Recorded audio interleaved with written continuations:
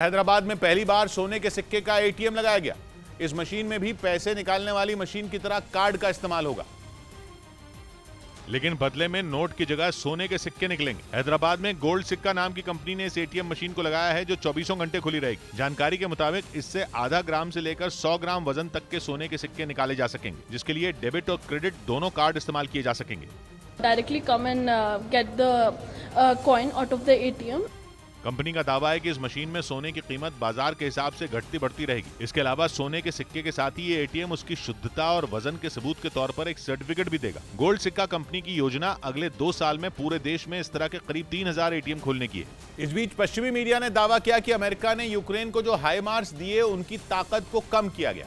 बताया गया कि ऐसा इसलिए किया गया ताकि जेलेंस्की की सेना ऐसे हमले न कर पाए जो जंग को और ज्यादा भड़का दे, क्योंकि बीते कुछ दिनों में यूक्रेन की सेना ने हमले तेज किए हैं। यूक्रेन के जवान अमेरिका से मिले हाइमार्स का इस्तेमाल कर रूस से मुकाबला कर रहे हैं। यही वजह है कि पुतिन कई बार अमेरिका को अंजाम भुगतने की धमकी तक दे चुके हैं। पश्चिमी मीडिया के मुताबिक इसीलिए अमेरिका ने हाइमार्स की ताकत को कम किया, ताकि किसी भी सूरत में जेलेंस्की की सेना इनका इस्तेमाल रूस के शहरों पर हमले के लिए न कर सके, क्योंकि अगर ऐसा होता तो फिर जंग और भड़क सकती थी। असल में जंग की शुरुआत से अमेरिका यूक्रेन के साथ खड़ा है। जेलेंस्की ने जब जब मदद मांगी, अमेरिका ने हथियार से लेकर पैसे तक की मदद की।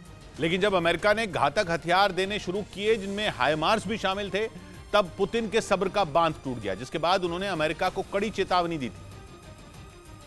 और खबर है कि इसीलिए अमेरिका ने हाइमार्स की मारक क्षमता को कम किया। पश्चिमी मीडिया का दावा है कि भले ही हाइमार्स की ताकत को कम किया गया, लेकिन इसके बावजूद ये यूक्रेन के लिए काफी काम के साबित हुए हैं। बताया जा रहा है कि रूसी सेना पूरे खैरसोन पर दोबारा कब्जे के लिए जोरदार हमले कर रही है, लेकिन कहा जा रहा है कि हाइमार्स जेलेंस्की की सेना के लिए किसी ढाल की तरह काम कर रहा है। दावा है कि इसके जरिए यूक्रेन की फौज रूसी सेना पर कहर बरपाने का कोई मौका नहीं छोड़ रही। खबर है कि बीते 5 नवंबर को यूक्रेन ने हाइमार्स का इस्तेमाल कर रूस को भारी नुकसान पहुंचाया था।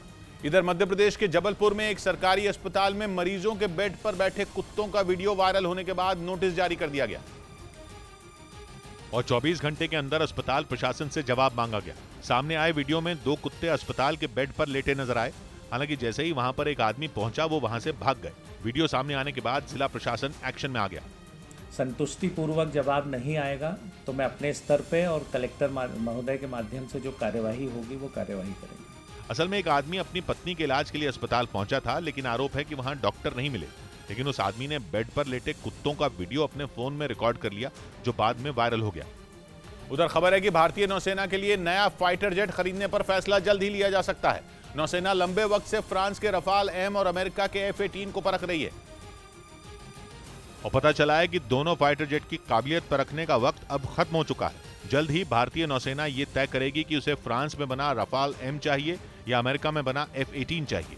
रफाल एम खास तौर पर नौसेना की जरूरतों को ध्यान में रखकर बनाया गया है। इसके नाम में रफाल के साथ लगे एम का मतलब है मरीन, जबकि F-18 भी रफाल की ही तरह एक खतरनाक फाइटर जेट है। F-18 को सुपर हॉर्नेट भी कहा जाता है। दोनों ही फाइटर जेट किसी भी जंग में बाजी पलटने का दम रखते हैं।